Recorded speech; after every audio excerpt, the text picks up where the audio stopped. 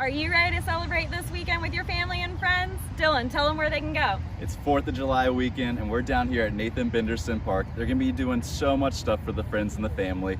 Fireworks at 9, have the vendors with all the food trucks, a couple events going on, even a 4-mile run if you're into that kind of thing.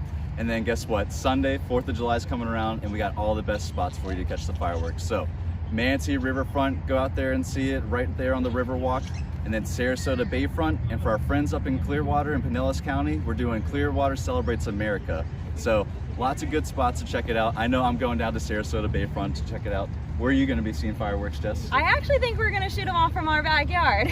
What? A little bit of a rebel right there, but hey, it's going to be a fun weekend. So if you guys can, play it safe, have some fun out there. And I know we're going to be having a lot of fun. And Jess, what do you got going on over there? You said I was a little bit of a rebel. Let your weekend sparkle. She's always bringing the fireworks with her. So you guys have a great one and we'll see you guys then.